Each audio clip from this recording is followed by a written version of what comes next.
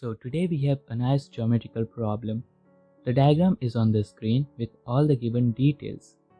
Now the question over here is to find the length of the line segment EF using the given data and the arrangement of this diagram. So this is Anmol Mishra, and now let us see the solution. How can we find the length of EF? So first of all, let me tell you a thing, that there are two ways to solve the same problem. So first of all, let us see the first method. So in the first method, the first thing that we will do is we'll join the line segment FO and the line segment EP. Now carefully look that O is the center of the bigger semicircle, therefore the line segment OF is ultimately the radius, and as F is the tangent point, the angle over there would be 90 degrees. Similarly, P is the center of the smaller semicircle, therefore the line segment PE is ultimately the radius of this semicircle. Okay. Now as E is a tangent point, the angle formed over there would be 90 degrees. Okay. Now recall the theorem that if there is a circle and from a common point we draw two tangents to this circle, the length of both of the tangents would be equal. So over here also we will apply the same theorem. So carefully look that from the point G we have two tangent lines, GA and GF, and it is to the bigger semicircle. Therefore the length of GA would be equals to GF, and that would be equals to 9. Okay. Now carefully look that in the smaller semicircle from the point D we have two tangent lines, DE and DC. Hence both of them would have the same length. The length of DC is equals to 3. Therefore the length of DE will be equals to 3. Now let the radius of this bigger semicircle be equals to a variable A, and radius of this smaller semicircle be equals to a variable B. Okay, so here we have marked the length of some of the important line segment. Now to move further in the solution, I will draw one more line segment that will join the points O and D. Now carefully look in this triangle OFD. First of all, we can see that it is a right angle triangle 90 degrees at the point F. This is the point O and this is the point D. Now the length of OF is the radius that is having a value A. The length of FD is going to be x plus 3. Okay. Now by applying the Pythagoras theorem, the length of OD, that is the hypotenuse, would be square root of A square plus x plus 3, the complete square. Okay. Now at the same spot, take the triangle OCD, that is this bottom right angle triangle. So the triangle is looking like this, this and this. Here is the 90 degree, that is the angle C, the point D, the point O. The distance from O to C is A plus B plus B, and that is going to be A plus 2 times B. So A plus 2 times B. The length of the height is given, that is 3. So the height is 3. Now by applying the Pythagoras theorem in this triangle, we get the length of the hypotenuse as square root of 3 square 9 plus A plus 2 times B, the complete square. So here we have taken the triangle OCD. So in these two right angle triangles, we simply applied the Pythagoras theorem so as to get the length of OD. And in both the cases what we got is length of OD, so let us compare it. Therefore square root of A square plus x plus 3, the complete square, would be equals to square root of 9 plus A plus 2 times B, the complete square. The square root on both of the sides got cancelled out, and opening the bracket will give me A square plus x square plus 3 square, that is 9 plus 6 times x, equals to 9 plus A square plus 4B square plus 4AB. Now 9 and 9 got cancelled out, A square and A square got cancelled out. So we finally get x square plus 6 times x equals to 4b square plus 4ab. Keep this equation as it is and let it be equation number 1. Okay, so here we have got the first important equation. Now we will draw one more important line segment, and this will join the points G and P. Okay. Now again over here, look in this triangle that is formed over there. Let me label it. So the triangle I am talking about is the triangle GPE that you can see right over there, GPE. So the right angle triangle, let me draw it outside the diagram. So here's the right angle triangle. Here's the 90 degree angle, that is the point E. Let this point be the point P and this point the point G. Okay. Now the distance from G to E according to the diagram is going to be 9 plus x. And the distance of PE is the radius of the smaller semicircle, hence it would have a value B. So B over there. Now by applying the Pythagoras theorem in this triangle, the length of PG would be square root of B square plus 9 plus x, the complete square. Okay. Now with this triangle we'll take the other triangle that has been formed over here, and this triangle is the triangle GAP. So this time the triangle GAP, it is looking like this, this and this. Here's the 90 degree, this point is that is the point G, and this point is the point P. Okay. Now in this diagram the length of AG is directly given as 9, and the distance of A to P is going to be A plus B, and that is 2 times A plus B. So the distance AG is equals to 9, and the distance AP is 2 times A plus B. Therefore by Pythagoras theorem the length of the hypotenuse would be square root of 81 plus 2 times A plus B, the complete square. 81 is 9 square. Okay. So now we can see that in both these triangles what we got is the length of PG. So let us compare it. So when we will simply compare it, we will get that x square plus 18 times x equals to 4 times A square plus 4 times A. You can simply equate it as we have done to get the equation number 1. So this is what we will get as a final result, and let this be equation number 2. Okay, so here we have got two important equations.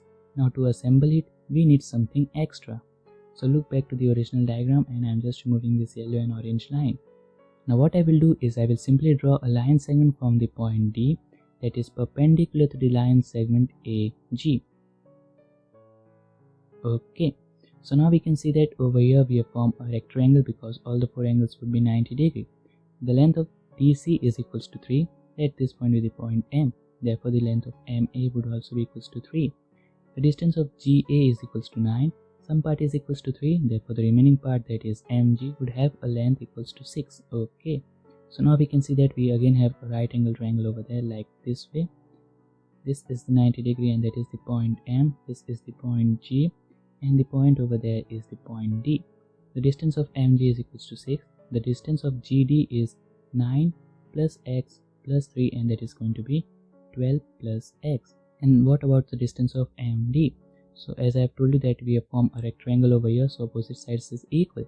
So we can see that the distance of A to C is going to be A plus B, that is 2A plus 2B.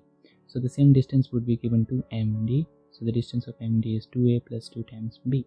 So now applying the Pythagoras theorem in this triangle, so 6 square 36 plus 2 times A plus 2 times B, the complete square, equals to 12 plus x, the complete square.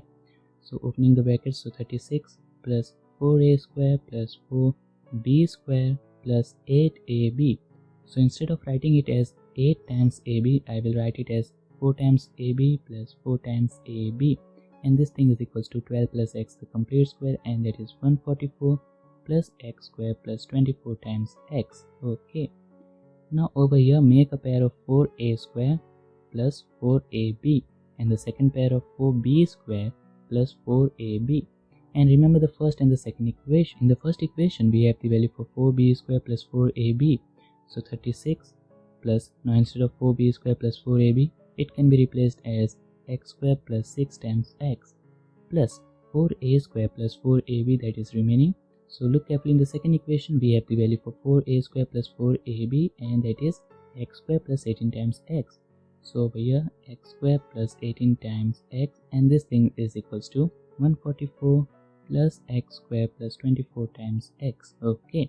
So now we can see that 6x plus 18x becomes 24, so it can be cancelled out with this one.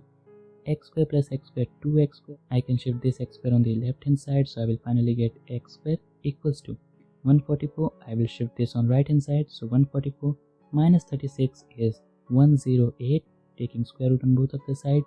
So x would be equals to square root of 108, and that is 6 times square root of 3, and only the positive root because x is a side length. So here we have got the value of x, that is 6 square root of 3, using the method number 1, in which we simply use the Pythagoras theorem and the tangential rules. Okay, now let us proceed to the second method. So in the second method we will take the same diagram and remove some of these markings of the previous one. Okay, now what I will do is I will simply draw a line segment that is tangent to both of this semicircle.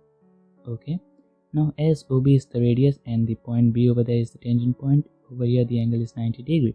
Similarly from the other side the angle would be 90 degree. Now let the point where the tangent line and EF intersect be labeled as the point K.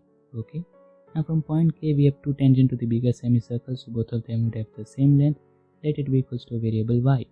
So this length and this length equals to y. Similarly, the length of KB would be equals to KE, tangent to the smaller semicircle. Therefore, length of KE would also be equals to Y. Okay. Now what I will do is I will simply draw a line from the point K that is perpendicular to the line segment AG, and similarly a line from the point D that is perpendicular to the line segment KB. Okay. Now here we can see that we have formed a rectangle. All the four angles are 90 degree. So if this much length is equals to Y, this much length would be equals to Y, and let this point be the point N and the point over there be the point R. So now the distance of NA is equals to Y, the distance of GA is equals to 9. Therefore the remaining distance, that is of GN, would be equals to 9 minus Y. Okay. Similarly over here, we have formed a rectangle over here. The distance of DC is equals to 3. Therefore the distance of RB would also be equals to 3. The complete distance is equals to Y. Therefore the remaining distance, that is of KR, would be equals to Y minus 3, longer minus the shorter. Okay. Now let this particular angle over there be equals to theta. Therefore by angle sum property, this would be 90 minus theta. This angle is 90 degree because we have a rectangle over here, and now by applying the angles on straight line, this angle we will again get it as theta. So what we can see that we have two right angle triangles. Both of them have a 90 degree and one more common angle, that is theta and theta. Hence these two triangles become similar by angle property. So as these triangles are equal, you will finally get that Y minus 3 upon 9 minus Y equals to Y plus 3, that is the length of the hypotenuse, upon the length of the other hypotenuse, and that is 9 plus Y. Now doing the cross multiplication over here, so 9Y plus Y square minus 27 minus 3 times Y would be equals to 9 times Y plus 27 minus Y square minus 3 times Y. Now here we can see that 9 times Y, negative 3Y got cancelled out, and when we will finally do all the simplification, we will get Y square equals to 27. From here the value of the Y would be 3 square root of 3. Now the question was to find the value of X, and that was the complete length from E to F. And we can see that EF has now become Y plus Y, that is 2 times Y. So 2 times Y equals to X. Therefore 2 times 3 root 3. So 2 into 3 root 3 will become 6 root 3. So you can see that by the second method we got the same value of X, that is 6 square root of 3, and that is obvious because both of these methods were correct. So this was my way to solve this particular problem. If you have any other method other than this, or else if you have any other question that you think I should try, you can do comment below, and if it's hard to comment, you can email me, or else you can send it to me on my Instagram. The link is in the description.